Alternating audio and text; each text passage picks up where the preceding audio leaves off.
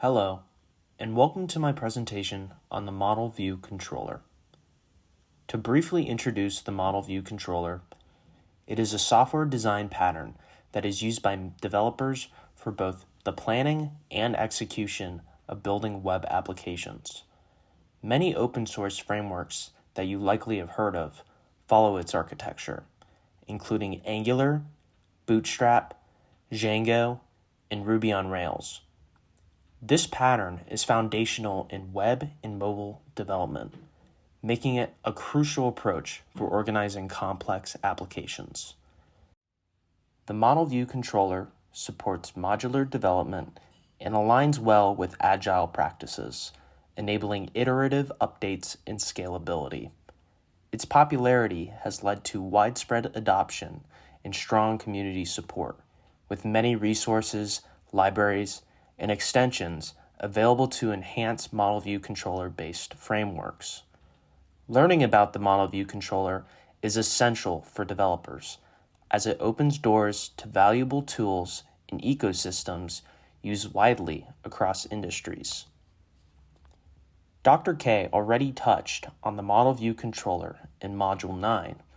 So to recap, it's an architecture that helps web applications function seamlessly by organizing code in a way that's manageable and intuitive. Basically, it splits up the application into three parts: the model, the view, and the controller, each with its own distinct role. The model handles the data, the view is what the user sees, and the controller connects them by managing user interactions. It allows developers to keep the code base clean and logical, which makes the app easier to build, troubleshoot, and scale as it grows. By abstracting these components, the Model View Controller brings structure to both the planning and development stages, so developers can focus on each layer independently without worrying about the others. This design pattern has become extremely important because it provides the backbone that keeps complex applications organized and running smoothly.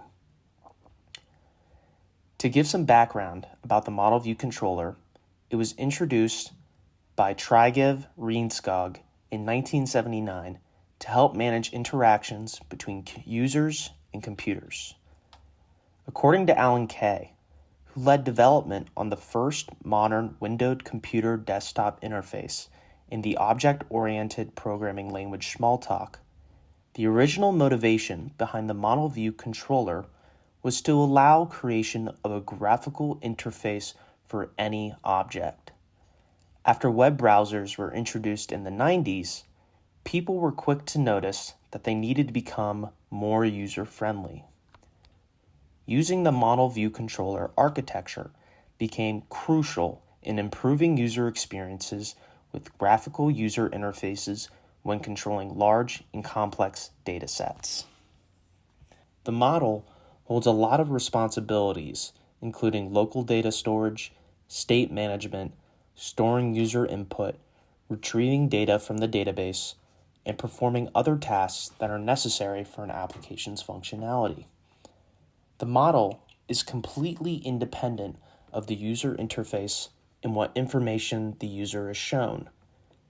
This independence allows the model to focus solely on handling the business logic and data integrity, ensuring that the application's core functionality remains consistent regardless of how the data is presented or manipulated by the user interface. The view is quite literally what the user sees. It can be understood as the HTML and CSS that has been written for the application along with rendering. This HTML can include buttons that have event listeners which the controller will handle. It should be clear now why the view and the model are logically separated. For while the view is responsible for displaying data and capturing user interactions, it doesn't manage or store the data itself. Instead, the view relies on the model for data. The controller is used to manage user input. When the controller receives input from the user, the controller needs to inform the model of what occurred and ask what action needs to be performed. This process might involve modifying data, retrieving information, or triggering specific operations within the model. Once the model completes its task, the controller then relays any changes or results to the view, which updates to display the latest information or feedback to the user. So it is pretty clear what the model view controller does at this point.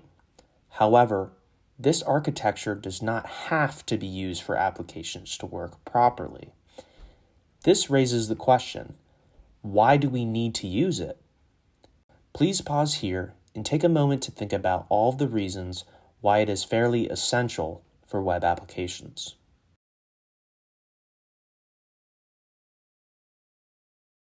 There are many advantages to utilizing the model view controller. While the model view controller isn't essential for applications to function, it offers major advantages that make it worth using. By separating responsibilities between the model view and controller, it makes it easier to add new features without reworking the entire application, which is a huge time saver as projects grow.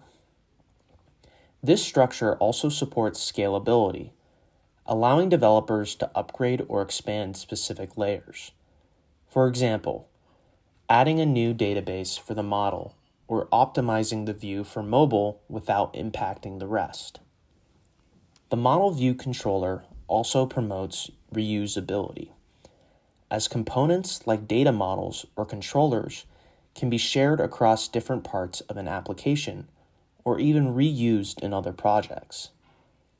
Lastly, this separation makes maintenance more manageable and enables simultaneous development, allowing multiple developers to work on different layers at once. Overall, the model view controller enhances flexibility, efficiency, and teamwork, which are extremely important when building and sustaining complex applications. Although the benefits are numerous, there are still circumstances in which using this architecture is not necessary. For small, simple applications with minimal data handling, the overhead of structuring code into models, views, and controllers can add unnecessary complexity. In these situations, a simpler structure might be more efficient, as model view controller separation of concerns can feel cumbersome for straightforward tasks. This complexity becomes even more evident when developers unfamiliar with the model view controller face a steep learning curve, slowing down development as they work to understand the interactions between components. Additionally, the performance of applications can be significantly impacted if not constructed properly, which could cause rendering issues. The model view controller also limits user interface control, since views are managed by the framework, making it harder to implement highly customized or dynamic interfaces. In these cases, a simpler architecture can speed up development and offer more design flexibility. Now that we've explored a deeper breakdown of how the model view controller architecture works, it becomes clear why this pattern continues to be widely used in software development. By understanding all roles and interactions, you can better understand the advantages of having a separation of concerns, such as improved maintainability, scalability, and reusability. While it might not be the best fit for every project, especially smaller applications, its flexibility makes it important for complex data-driven applications. I hope that by gaining a better understanding of the model view controller, you'll feel more confident in applying this architecture when creating web applications moving forward, ensuring your projects are organized, efficient, and easier to manage. Thank you for tuning in to my presentation and I hope you learned some new and valuable information about the Model View Controller.